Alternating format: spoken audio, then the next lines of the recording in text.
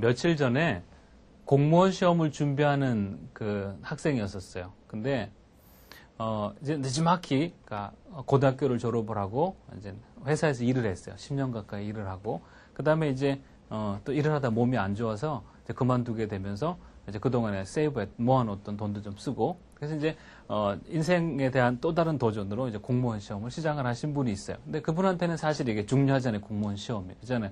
여자분이거든요. 그분이 심각하게 그 이메일로 물어본 게 있어요. 고등학교 졸업하고 10년 이상 영어 공부를 안 했어요. 공무원 시험을 보기 위해서 시험을 준비하다 보니까 이 영어가 자꾸 걸리는 거예요. 너무 힘들다 이거예요. 근데 자기는 고민이 뭐냐면 어디서부터 도대체 무엇을 해야 될지 모른다가 그 사람의 고민이었었어요. 차라리 선생님 리스닝 공부 어떻게 할까요? 라이팅 공부 어떻게 할까요? 스피킹 어떻게 할까요? 그러면 또 거기에 대한 얘기가 가능한데 선생님 난 뭘 해야 될지 모르겠어요 라는 고민을 하는 걸 들었거든요. 사실 저도 옛날에 그랬어요. 옛날에 정말로 영어 하나도 모를 적에 아니 하고 싶은데 아니 뭘 해야 될지 모르겠더라고요. 그러니까 어느 쪽을 바라보고 또 해야 될지를 모르겠는 거예요. 그러니까 친구들이 단어 외우면 나도 같이 배웠다가 걔가 포기하면 나도 포기했다가 걔가 뭐 문법 공부하면 나도 똑같은 문법을 샀다가 걔가 접으면 나도 접었다. 그러니까 어떤 방향으로 갈지를 모르겠더라고요. 그 고민을 심각하게 하는 분을 봤어요. 물론 제가 이제 곧 얘기할게 그 대답에 대한 해답이 될지는 모르겠지만은 나름대로 영어 공부하면서 여러분이 진로를 잡는 데는 좀 도움이 될 거예요. listening, L자라 쓸게요. speaking. 여기 listening, speaking. 그 다음에 칸을 좀 띄게요. 얘하고 이만큼 띄게요. 이만큼 띄어서 이만큼. 이렇게. speaking. 그 다음에 여기에 R자 쓴 게 여기에 reading이에요. 그 다음에 W, 얘가 writing이에요. 이거 선을 그으면요. 얘하고 내가 짧게 그렇잖아요. 그죠? 근데 얘하고 내가 길게 그죠? 공간을 많이 띄우겠다는 얘기요. 요렇게 있죠. 그죠? 왜 그랬을까? 이거 의도 한번 봐요. 여기가 도표를 보고 계실게요. 막 칸 하나 세우고. listening, speaking은 붙어 있어요. 요거는 선이에요. 요건 선이라서 얘 두 개가 묶여져 있는 거예요. 이것도 선이고 이것도 선이에요.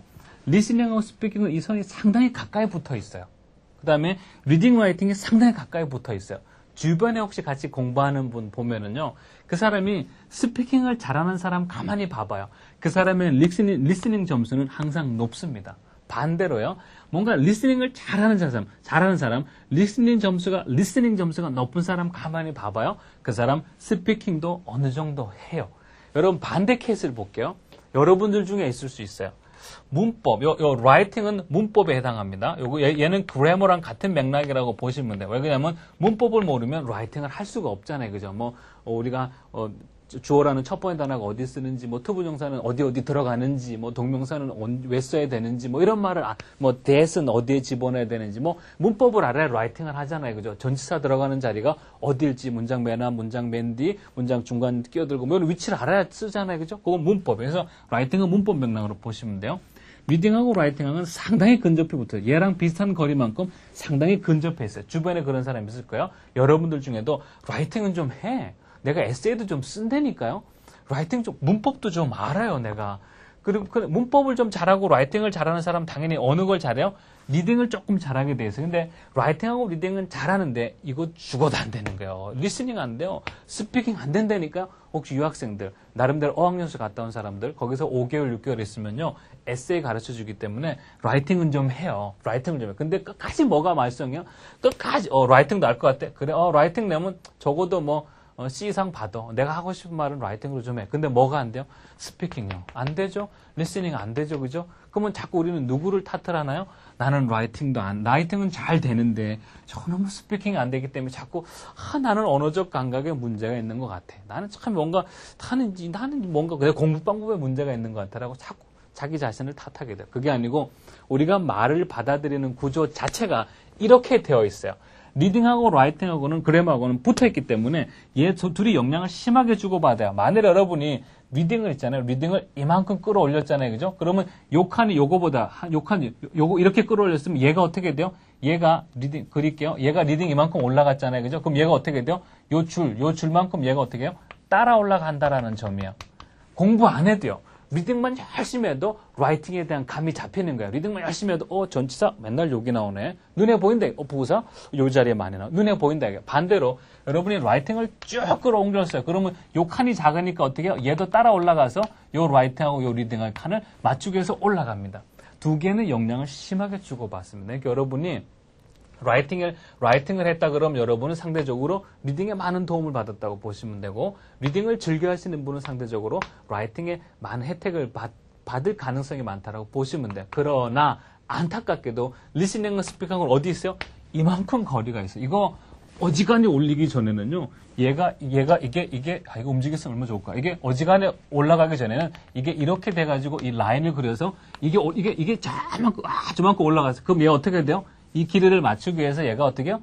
조금 올라가요. 그러니까, 리딩, 라이팅을 많이 하면 얘가 조금 영향을 받긴 하지만 상당히 적게 영향을 받죠. 반대로 봐봐요. 여러분, 리스닝을 열심히 했어요. 그럼 여기가 리스닝이 있어요. 요 거리를 맞추기 위해서 스피킹 어떻게 해요? 쭉 따라 올라가서 공부 안 해도 이 정도의 혜택을 줄 만큼 레벨을 올린다는 얘기가 되는 거예요. 얘네 둘이는 혜택을 많이 주고받지만은, 반대로 요렇게는 혜택을 많이 주고받지만 이렇게 혜택을 안 주고받는 거예요. 그러니까 여러분이 선생님 나는 리스닝 스피킹은 잘하는데요. 왜냐하면 거기서 3년 살았거든요. 거기서 중고등학교 보냈단 말이에요. 거기서 대학교 나왔기 때문에 내가 리스닝 스피킹은 좀 하는데 끝까지 우리들끼리 그런 마음이 있잖아요. 그죠? 거기서 어학연수도 하고 몇 년 살았지만 끝까지 마음속에 밝히고 싶지 않은 고민이 있잖아요. 뭐 때문에 고민이요? 저 라이팅 저거 라이팅 저거 문법 저거 고민이거든요. 그럼 자꾸 나는 그동안 공부를 좀 잘못된 방법을 했나? 그게 아니고 원래가 얘네 두 개는 서로 영향력을 주고받기에는 먼 거리에 있게 되는 거예요. 그럼 이제 아까 질문으로 돌아가가지고 선생님 무엇부터 해야 되나요? 라고 묻잖아요. 그죠? 여러분이 리스닝, 스피킹, 리딩, 라이팅을 이 네 부분 중에 여러분이 가장 잘하는 부분이 있을 거야. 선생님 난 다 똑같아요. 나는 똑같아요. 뭐 이러면 아무거나 선택을 하면 되는데 조금이라도 난 게 있어요. 선생님, 나는 이 라이팅에 관심이 많아요. 그럼 여러분 어디서부터 시작하는 거야? 라이팅부터 시작을 하는 거예요. 선생님, 나는 리딩에 관심이 많아요. 그럼 리딩에 시작을 하는 거고. 선생님, 나는 스피킹에 관심이 많아요. 그럼 스피킹에 시작을 하는 거고. 리스닝에 관심이 많아요. 그럼 리스닝부터 시작을 하게 되는 거예요. 그러면 이제 여러분이 이제 앞으로 기대해야 될 게 있어요. 만일 여러분이 스피킹부터 하기로 했어요. 그럼 스피킹 한다 그러면 막연히 스피킹 하나보다. 그러지 말고 이제 잠정적으로 곧 무슨 혜택을 받게 된다는 걸 기대하면 돼요. 곧 리스닝의 혜택, 리스닝 실력이 올라간다라는 혜택을 받고 있으면 돼요. 여러분이 스피킹 공부하면서 무슨 생각을 하면 마음의 상처를 받아요? 라이팅이나 리딩도 잘 되겠지. 그러면 마음의 상처를 받는 거야. 스피킹 공부하면서 리스닝이 따라 올라오겠지. 그러면 그거는 맞는 현상이에요. 여러분이 리딩을 열심히 하면서 내 그래머에 좀 도움이 되겠지. 당연하죠. 그건 기대할 수 있는 현상이라 이거야. 여러분이 리딩 공부하면서 스피킹 되겠지. 안 돼. 왜 안 돼? 그건 안 되라는 얘기예요. 여러분이 알고 공부하면 심리적으로 부담을 좀 덜 가지고 할 수가 있어요. 그래서 선택은 여러분이 잘하는 거, 본인이 잘하는 걸 가지고 선택하면 되고, 그 다음에 기대하는 주변 상황들도 이렇게 보시면 훨씬 여러분이 관리하기가 좋을 거예요. 반대로 이런 케이스요. 선생님 나는 스피킹은 잘합니다. 그래프를 그리면요. 이렇게 요 정도 레벨 이렇게 돼 있고 얘네가 한 이 정도 이렇게 돼 있다고 볼게요. 선생님 나는 스피킹은 잘합니다. 근데 뭔가 막힌 것 같아서 더 이상 안 올라가네요. 그럴 때 어떻게 하면 돼? 그럼 바로 그 다음 단계에 있는 거를 공부하라는 게 원칙이죠. 그죠? 요거 다음에 있는 게 요거잖아요. 그죠? 그래서 요거를 조금 올리죠? 그러면 또 얘가 조금 따라 올라가요. 그래서 이게 걷듯이 올라가게 돼 있어요. 그 다음에 뭐 하게 돼요?